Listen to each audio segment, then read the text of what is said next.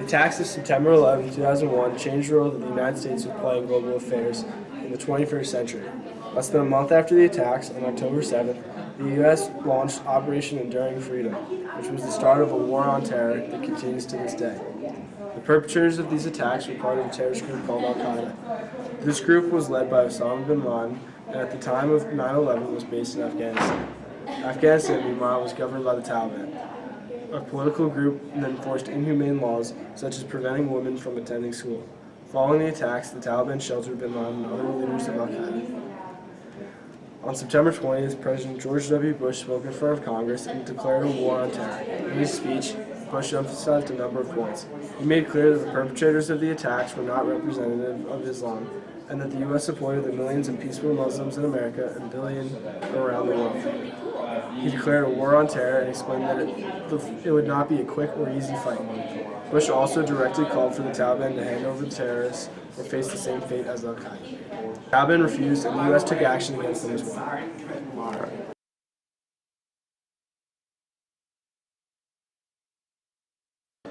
So after the Taliban refused to give up the terrorists, the U.S. launched Operation Freedom. The main goal was to capture Osama bin Laden. The war on terror began on October 7, 2001 with Operation Freedom. This is when America, with some help from NATO, launched attacks on the Taliban's anti-aircraft defenses and communication. The U.S. government also had good information that Osama bin Laden was hiding in Afghanistan. Attacks were also launched on the Al-Qaeda training camps, but were stopped when U.S. Special Ops arrived in Afghanistan. The first major operation was to fight for the city of Mazar-e-Sharif, and later the Special Ops ended the rule of the Taliban in Afghanistan when the city of Kandahar was liberated.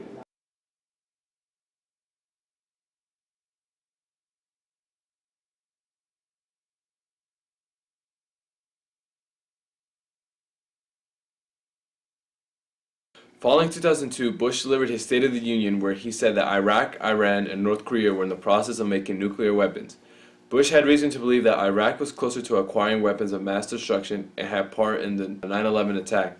He later received permission from Congress to invade Iraq in 2003, even though the UN didn't see eye to eye with him on it. With that said, it was the US and UK against Saddam Hussein and his Socialist Party. On March 17, 2003, Bush warned Hussein to leave Iraq within 2 days or suffer military action.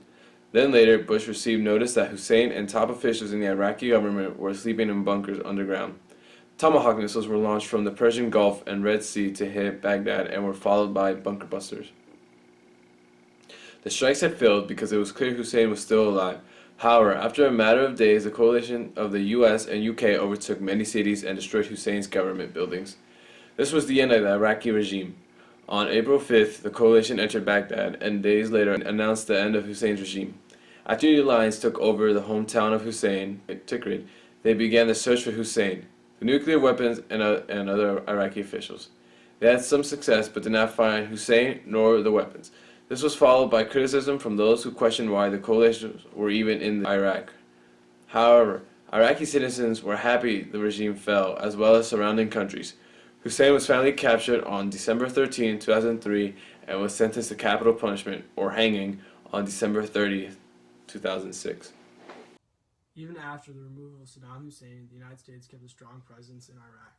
This was a part of President Bush's strategy, as he believed that terrorism would continue to spread in the region if the U.S. withdrew troops before Iraq was stable. The number of American troops peaked in October 2007 at 166,000 and slowly decreased during the final year of Bush's presidency. When Barack Obama took office in 2009, it marked a shift in strategy. Obama opposed the invasion of Iraq from the beginning and was highly critical of the war during his presidential campaign. Following his inauguration, the United States began to shift its defense resources from Iraq to Afghanistan. Obama saw the war in Afghanistan as an important part in the fight against terror, while the war in Iraq was unnecessary. The United States began withdrawing troops at a fast pace, and by August of 2010, final combat troops had left the country. In Afghanistan, Obama stuck to his plan. The 30,000 troops active in Afghanistan when he took over grew to 100,000 by 2010. By drastically increasing the military presence there, the United States hoped to destroy the Taliban, which still existed as a militant group despite losing their government rule over Afghanistan following the U.S. invasion. Additionally, America hoped to train the Afghan military and stabilize their government. so the terror would not grow in the country. As a result of the surge, more troops were killed more. 317 Americans were killed in Afghanistan in 2009, compared to 155 in 2008.